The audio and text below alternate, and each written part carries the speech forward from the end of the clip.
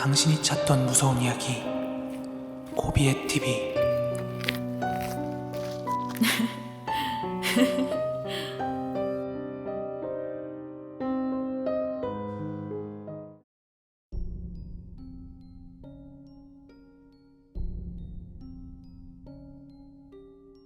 대학교에서 겪은 일입니다.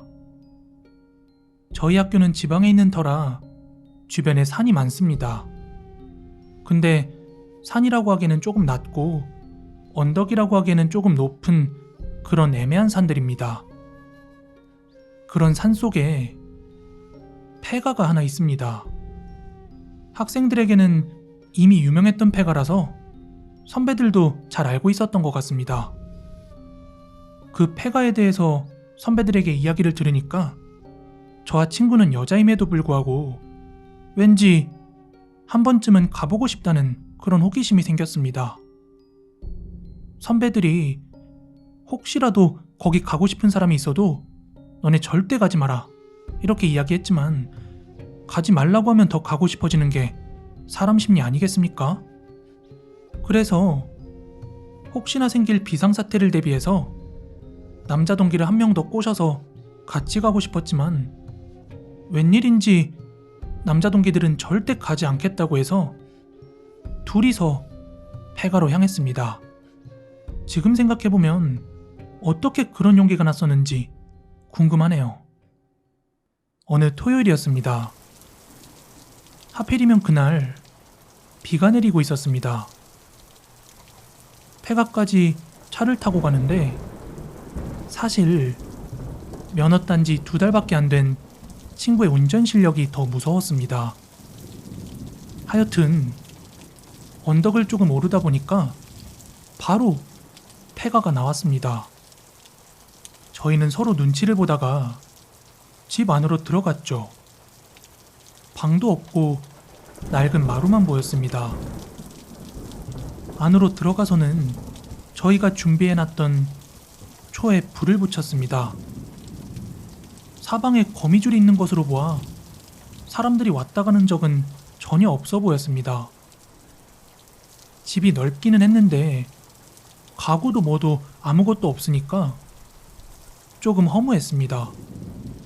그렇게 허무한 마음에 친구랑 몇 마디 나누고 그냥 나가려고 하는데 갑자기 바람도 불지 않는 그 내부에서 촛불이 확 꺼졌습니다.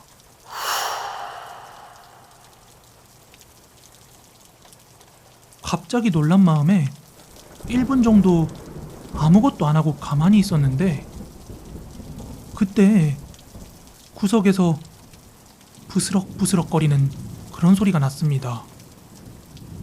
친구랑 저는 진짜 너무 무서워서 제대로 서 있지도 못하는 걸 억지로 붙잡고 있었습니다. 그리고 그때 친구가 주머니에 있던 라이터를 켜고 소리가 나는 방향으로 시선을 향했습니다. 그리고 순간 저희는 너무 깜짝 놀라서 비명조차 지를 수 없었습니다. 머리를 풀어헤친 여자가 구석에 웅크리고 있었습니다.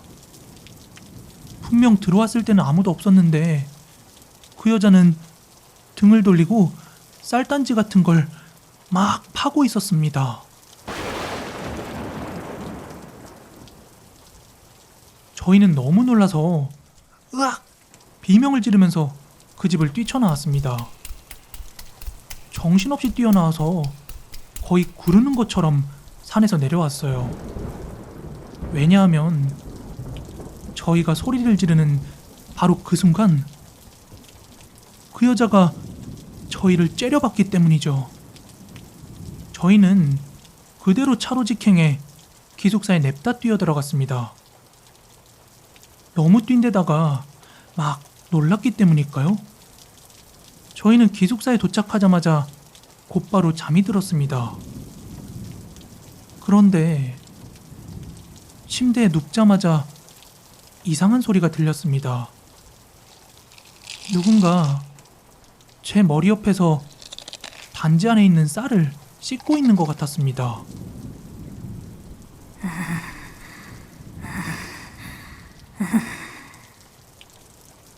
그리고 거칠게 쉬는 숨소리가 바로 귓가로 들려왔습니다. 너무 무서워서 눈을 뜰 수 없었어요.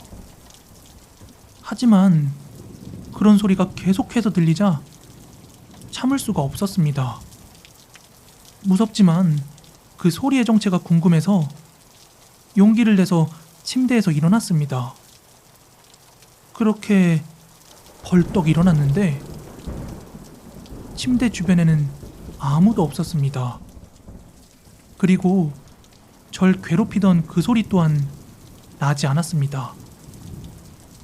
전 혹시나 해서 아까 같이 갔었던 그 친구의 방으로 향했습니다. 제 바로 맞은편이라 문을 열면서 나오는데 그 친구가 울면서 나오고 있었습니다. 아까 그 여자가 천장에 붙어 있었어. 그런데 눈이 없었어. 피가 뚝뚝 떨어지는데 그게 내 볼에 닿는 느낌이 너무 찝찝해. 나한테 점점 다가오면서 손을 뻗는데 손톱도 하나도 없었고 손도 갈기갈기 찢어져서 그 사이로 뼈까지 보이더라. 너무 무서워. 나 어떻게 해야 돼? 우리 괜히 갔나 봐. 이런 친구의 말을 듣자 아무 말도 할 수 없었습니다. 그저 복도에서 저희는 아무 말도 못하고 그대로 서 있었습니다.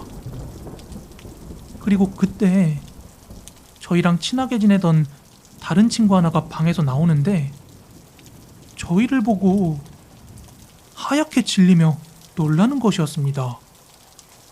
그때 저를 혐오스럽게 바라보던 그 친구의 살기 어린 그 얼굴은 지금도 잊을 수가 없습니다. 쉿! 아무 말도 하지 마. 저희는 너무 당황해서 가만히 있었습니다. 그러더니 그 친구는 갑자기 저희 둘의 손을 막 잡아 끌고서 어디론가 향했습니다. 너무 당황스러워서 너 왜 그래?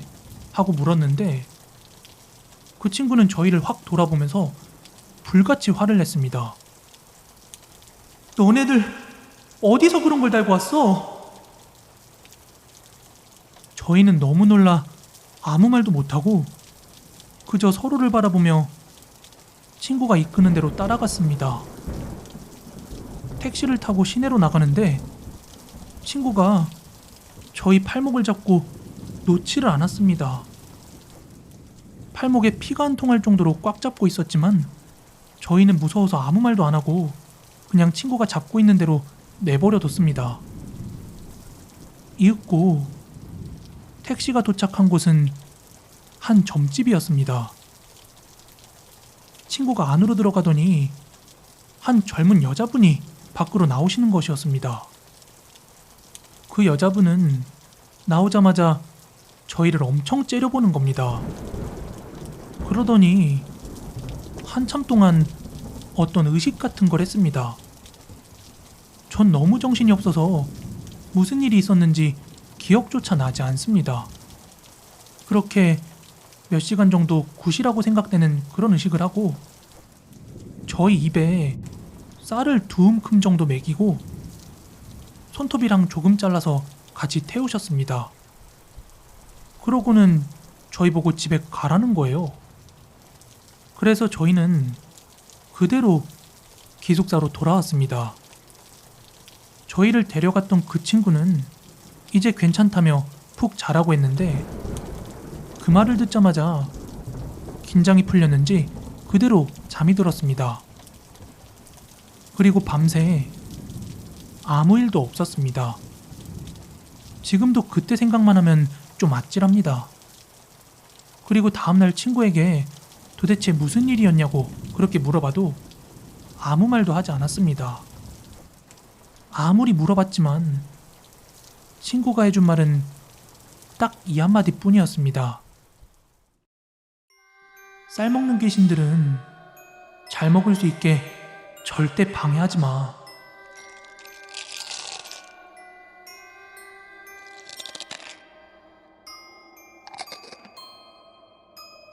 지금도 그 일에 대해서는 아무 말도 해주지 않습니다.